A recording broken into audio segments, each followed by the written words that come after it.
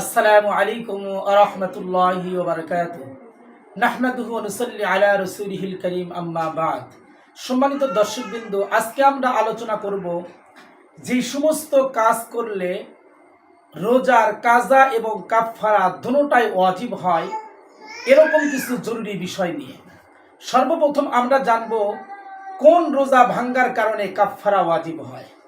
শুধু রমজানের রোজা ভেঙে ফেললে কাফফারা ওয়াজিব হয়, এছাড়া অন্য কোনো রোজা যেমন নফল, মান্নত বা কাজা ভেঙে ফেললে কাফফারা ওয়াজিব হবে না।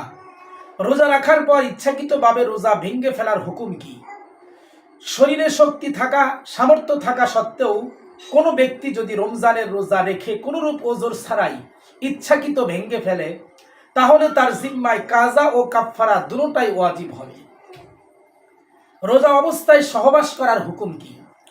রমজান মাসে সুবহে সাদেক থেকে সূর্য অস্ত যাওয়া পর্যন্ত সময়ে রোজার কথা স্মরণ থাকা সত্ত্বেও স্ত্রীর সাথে সঙ্গম করলে স্বামী স্ত্রী উভয়ের রোজা ভেঙে যাবে এবং উভয়ের উপরই কাজা কাফফারা আদায় করা ওয়াজিব হবে। আর যদি স্ত্রীকে বাধ্য করে, তাহলে স্ত্রীর উপর শুধু কাজা আদায় করা ওয়াজিব হবে। স্বামী স্ত্রী রোজা অবস্থায় সহবাস হয়েছে কিন্তু বীর্যপাত হয়নি, এতে তাদের রোজা ভাঙবে কিনা?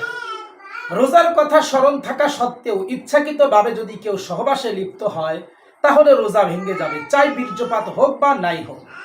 এমনকি রোজার কথা স্মরণ থাকা অবস্থায় পুরুষাঙ্গের সম্মুখ অংশ স্ত্রীর গুপ্তাঙ্গের ভেতর ঢুকে পড়লেই রোজা ভেঙে যাবে। এতে স্বামী স্ত্রী উভয়ের উপর কাজা ও কাফফারা দুটোটাই ওয়াজিব হবে। ধূমপান করলে রোজা ভাঙবে কিনা? রোজা অবস্থায় পানাহার করা যেমন নিষিদ্ধ, তেমনি ভাবে ধূমপান করাও নিষিদ্ধ। সুতরাং কোনো ব্যক্তি যদি রোজার কথা স্মরণ থাকা সত্ত্বেও ধূমপান করে, তাহলে তার রোজা ভেঙে যাবে, এতে কাজা ও কাফফারা দুটোটাই ওয়াজিব হবে। সুবহে সাদিক হয়ে গেছে নিশ্চিত জেনেও যদি কোনো ব্যক্তি সেহরি খায়, তাহলে তার রোজার হুকুম কি? সুবহে সাদিক হয়ে গেছে নিশ্চিত জেনেও আজান শোনা যায়নি বা এখনো অন্ধকার বাকি আছে, এইরূপ ভিত্তিহীন অজুহাত দাঁড় করিয়ে কোনো ব্যক্তি যদি পানাহার করে বা স্ত্রী সহবাস করে, তাহলে তার রোজা সহি হবে না, বরং তার উপর কাজা এবং কাফফারা দুটোটাই ওয়াজিব হবে। সম্মানিত দর্শকবিন্দু, এ পর্যন্ত আমরা কোন কোন কাজ করলে রোজার কাজা এবং কাফফারা দুটোটাই ওয়াজিব হয়, এরকম কিছু জরুরি বিষয় নিয়ে আপনাদের সামনে আলোচনা করলাম।